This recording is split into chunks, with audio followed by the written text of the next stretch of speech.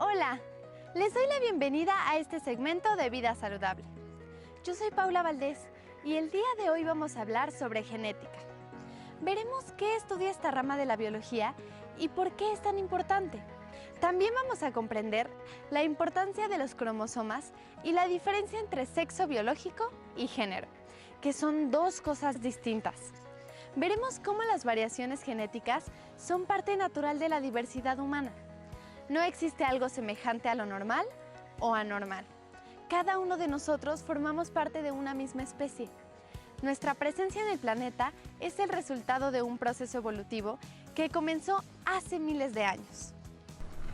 Solo para darnos una idea, los fósiles más antiguos del Homo sapiens, la especie a la que pertenecemos, datan aproximadamente de hace 120.000 años. Luego de siglos y siglos de herencia, cada uno de nuestros genes contiene parte de esa gran historia. ¿Quieres conocer el increíble mundo de la genética, los cromosomas y su impacto en nuestra vida y en la diversidad humana? Quédate con nosotros, esto es Jóvenes por TV.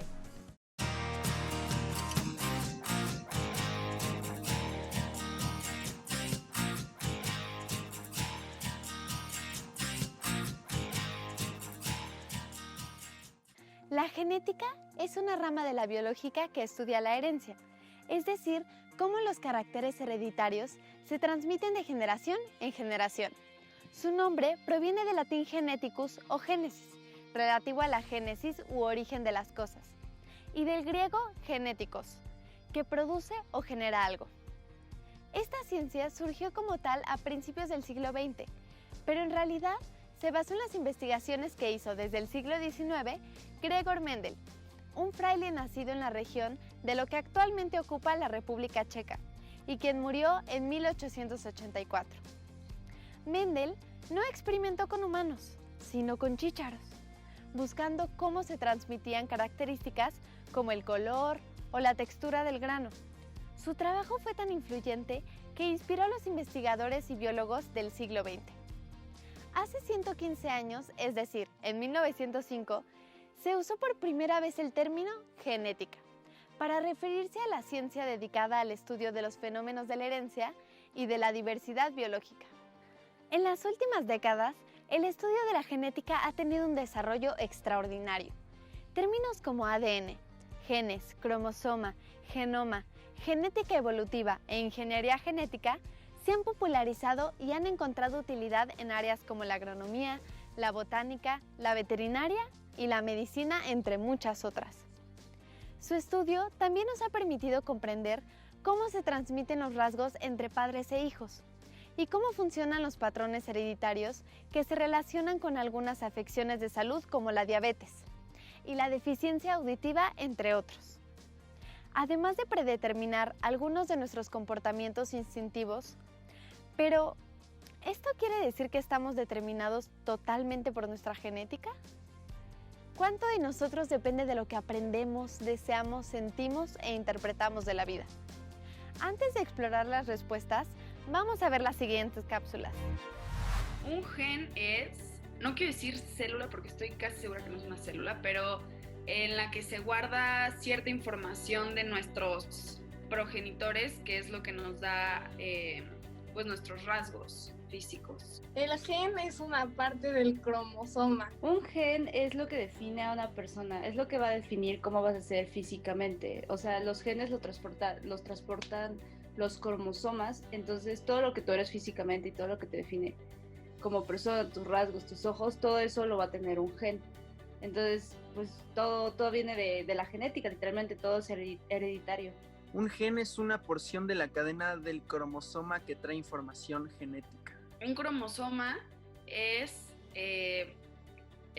esta parte del ADN que lleva justo los genes y lleva toda esta información sobre nuestros rasgos físicos, sobre nuestra voz, sobre pues sí, todas estas cosas que nos hacen nosotros, que heredamos de nuestros padres.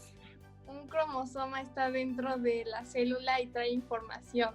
Un cromosoma es todo lo que transporta, los cromosomas se encuentran en el centro de la célula como tal y contienen todo lo que es el ADN y todo lo que contienen los genes. También contienen ciertas proteínas para tu cuerpo que necesitas. Entonces es como todo en conjunto es el cromosoma. Un cromosoma es lo que se encuentra dentro del núcleo de la célula y también trae información genética. El par 23 lo define, por lo que yo entiendo, son 22 pares que son justo de esto, de nuestros rasgos físicos, y el par 23 justo es el sexual, que es este X y Y, que justo define nuestros, pues sí, nuestro sexo. Ajá. El par 23 trae el X y el Y y define si eres hombre o mujer. Lo que define el par 23 es la sexualidad con la que va a nacer la persona. Entonces, por ejemplo, existe el par 23 que sería XX, que sería en este caso un género masculino, o XY, no, perdón, es al revés. Existe el XY, que en este caso sería masculino, y el XX, va a ser una persona femenina. El par 23 define si eres hombre o mujer, el X y el Y. Cada una de las células de nuestro cuerpo contiene entre 25.000 y 35.000 genes. Un gen es la unidad molecular de la herencia genética. Los genes contienen la información que pasará de padres a hijos. El gen contiene codificadas las instrucciones para sintetizar las proteínas que finalmente darán lugar al conjunto de caracteres visibles de un individuo. ¿Dónde se encuentran los genes? Los genes se encuentran en unas estructuras diminutas que reciben el nombre de cromosomas. Los cromosomas son estructuras microscópicas ubicadas dentro del núcleo de las células de animales y plantas. Tanto los genes como los cromosomas están hechos de ADN. El ADN contiene las instrucciones específicas para fabricar las proteínas de nuestro cuerpo. Para que te des una idea, se calcula que tenemos más de 300.000 proteínas diferentes en el cuerpo. ¿Cuántos cromosomas tenemos y por qué son tan importantes? Durante la fecundación se lleva a cabo una mezcla de la información genética. 23 cromosomas de la madre se recombinan con 23 del padre, sumando en total los 46 cromosomas agrupados en pares que conforman los rasgos del futuro individuo. Los seres humanos tenemos 46 cromosomas, agrupados en 23 pares. 2 cromosomas para el par número 1, 2 cromosomas para el par número 2 y así sucesivamente hasta el 22. El último par no se llama par 23, a este par se le llama gonosomas o cromosomas sexuales. Este par es responsable del sexo biológico con el que nacemos. Para nacer con sexo biológico femenino se necesitan 2 cromosomas sexuales X. Para nacer con sexo biológico masculino, un cromosoma sexual X y un cromosoma sexual Y. Sin embargo, hay muchísimas combinaciones. Es un mito que solo exista la posibilidad XX o XY. Un bebé puede nacer con fenotipo masculino y tener XXXY. Un bebé con fenotipo femenino tener XXXX, entre tantas otras posibilidades. Estamos con la doctora Garbiñe Saruwatari, experta en bioética y derechos humanos, también investigadora del INMEGEN. Hola doctora, bienvenida. Hola, ¿qué tal? Mucho gusto. Doctora, usted está trabajando en un proyecto que suena muy interesante. ¿Podría platicarnos qué es la identidad genética? Claro que sí. Bueno, pues como todos sabemos, pues todos los organismos vivos, plantas, virus, bacterias, animales, pues tenemos genoma, que pues es este paquete de instrucciones contenidas dentro del ácido desoxirribonucleico. Entonces, bueno, pues obviamente estas instrucciones hacen que cada especie se desarrolle de acuerdo a sus características propias, ¿no? Por eso, pues las zanahorias se reproducen como zanahoria, los elefantes como elefantes, etc. Y en los seres humanos, pues nosotros compartimos en nuestro genoma 27.000 genes que están acotados a 23 pares de cromosomas. Y eso pues nos hace que seamos mamíferos, que seamos de la especie Homo sapiens, y pues eso nos da este bagaje común entre todos. Pero pues también hace que cada quien tenga su paquete propio o su equipo propio, y entonces, porque si no, pues seríamos una copia de todos, ¿no? Así como clones. Entonces, pues esto nos hace únicos a cada quien, ¿no? Y esta parte es lo que llamamos identidad genética. Entonces, bueno, hay autores que dicen que el término identidad genética también se puede usar en otros vertebrados grandes, etcétera, pero pues usualmente se usa en el ser humano para determinar esta parte de que pues todos somos singulares. Entonces, pues a los que estamos, por ejemplo, en ciencias sociales, pues nos interesa el tema de la identidad genética, porque pues claro que la identidad es la que nos da este soporte físico. Pero de ahí, pues justo la información genética que todos tenemos, pues es muy importante y siempre andamos buscando formas de cómo protegerla. Entonces, protegerla en ámbitos para que no pueda ser usada para discriminar a otras personas, para proteger los derechos humanos de cada uno. Entonces, por eso es que la identidad genética pues es el soporte biológico, pero pues no necesariamente es toda la identidad personal, ¿no? Porque la identidad personal pues se conforma por todas nuestras vivencias, nuestro nombre, nacionalidad, relaciones sociales, culturales, espirituales, etcétera, ¿no? Doctora, y sabemos que los cromosomas más famosos es el cromosoma X y Y del par 23. Sabemos que X pertenece a la hembra y Y al varón. ¿Por qué es incorrecto decir que X es a mujer y Y a hombre?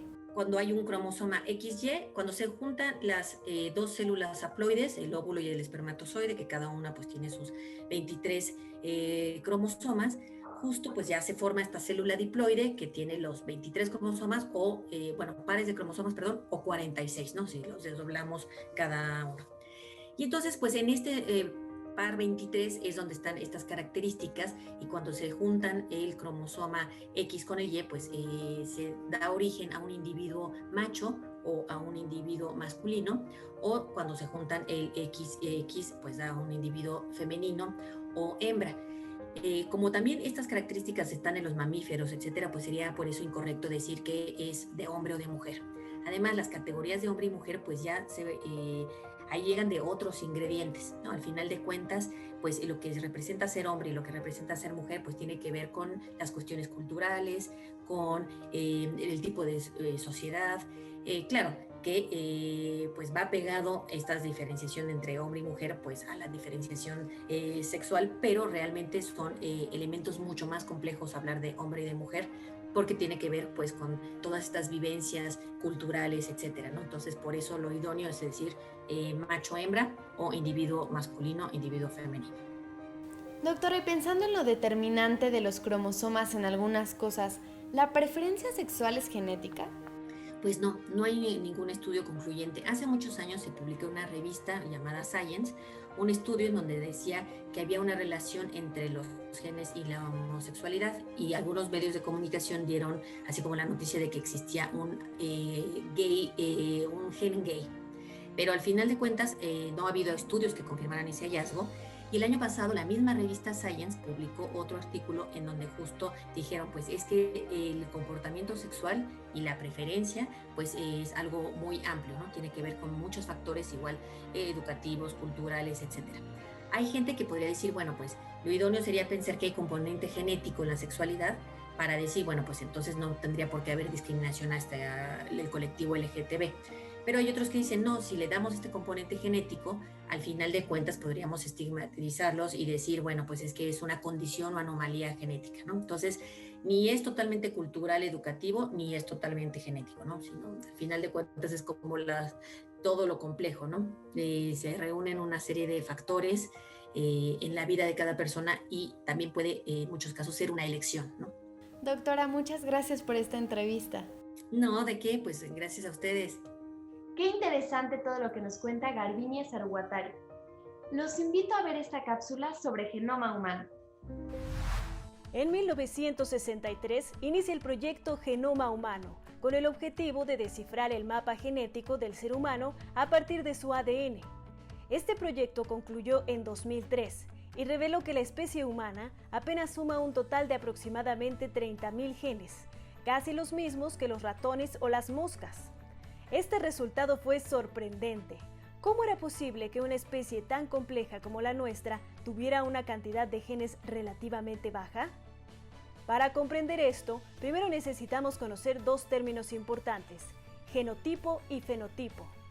Genotipo es la configuración genética de un organismo. Fenotipo es la interpretación física del material genético de un individuo. El fenotipo se compone por rasgos como el color de piel, cabello y ojos, altura y complexión, entre muchos rasgos visibles. El fenotipo es lo que vemos, nuestra apariencia. El genotipo son los genes dentro de nosotros que dictan esa apariencia. Volviendo al genoma humano, este descubrimiento obligó a reconsiderar una teoría biológica conocida como determinismo genético, cuya idea principal era que algunos rasgos complejos de los seres humanos eran causados por genes específicos y por tanto era muy difícil modificar el comportamiento criminal, la obesidad o el alcoholismo, entre otros. Los detractores de esta teoría señalan que el ser humano es mucho más que su información genética y que el genoma en sí mismo, con toda su importancia científica, omite otros factores que moldean nuestro comportamiento, como los entornos sociales y económicos donde nacemos y crecemos, el entorno afectivo y el aprendizaje racional y emocional que adquirimos conforme nos enfrentamos a nuestra vida. Lo mismo sucede con las enfermedades. Un estudio realizado por la Universidad de California señala que de una muestra aproximada de 1,5 millones de muertes, solo el 16% son atribuibles a factores genéticos, mientras que factores sociales como el tabaquismo, la contaminación ambiental, el abuso del alcohol, entre otros, son los principales factores de riesgo. El tipo de alimentación también está muy relacionado a la salud de las personas. Como podemos ver, somos una combinación de muchísimos factores, genéticos, culturales, educativos, sociales y emocionales. Lo importante es aceptarnos como somos, aceptar a los demás y celebrar la riqueza y diversidad de la que somos parte.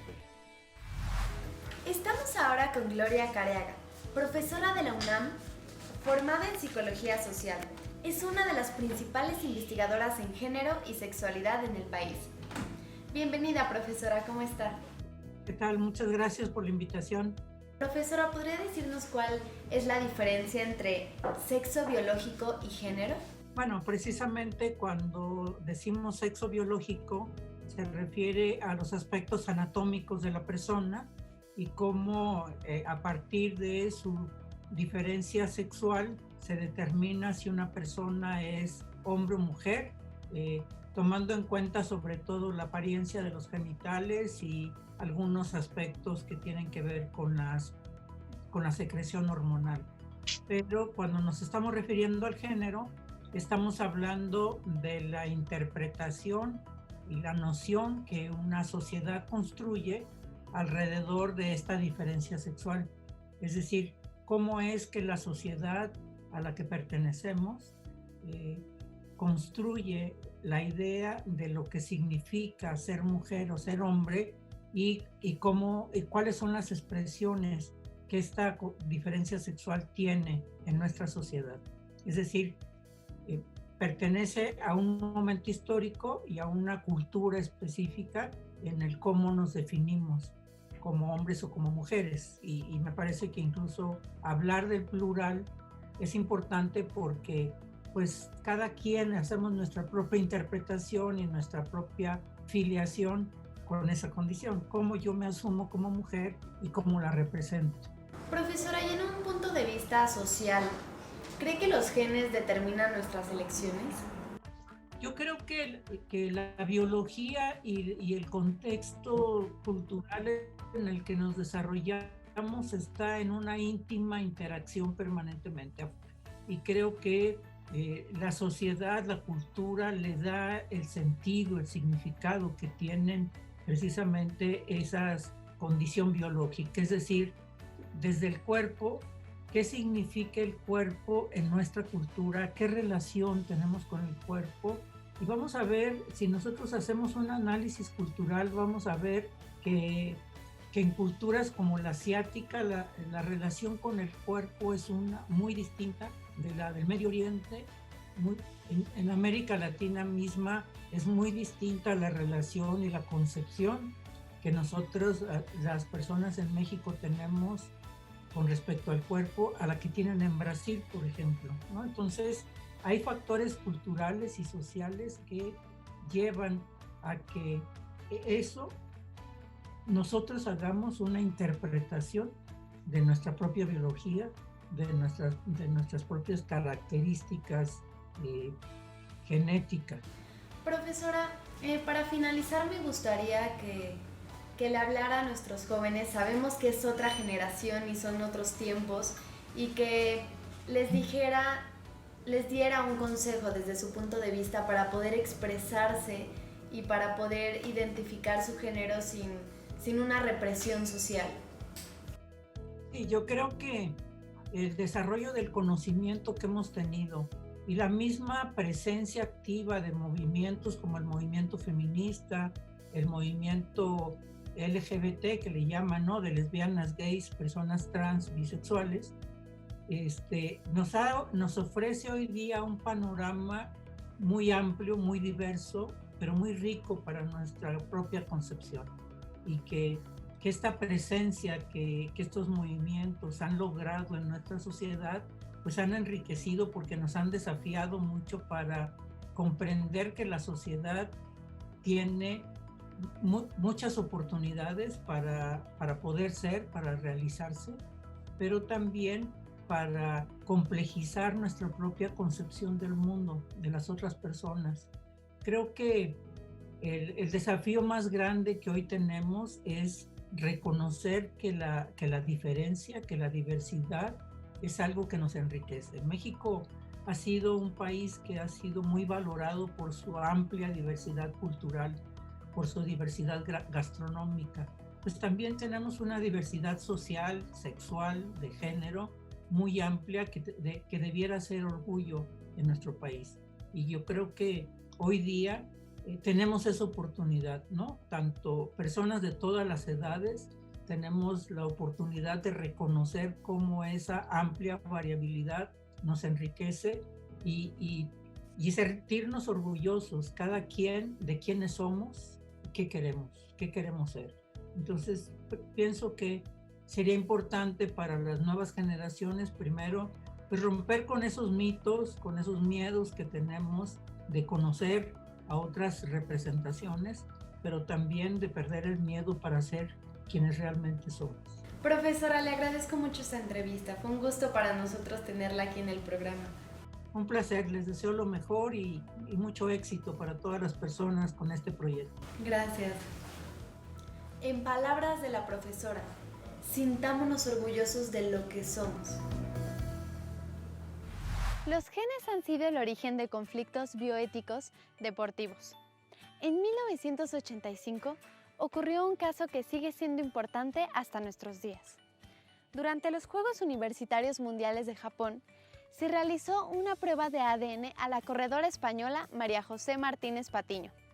Y resultó que a pesar de que sus características físicas externas eran femeninas, ella tenía cromosomas XY, debido a un padecimiento conocido como síndrome de insensibilidad a los andrógenos.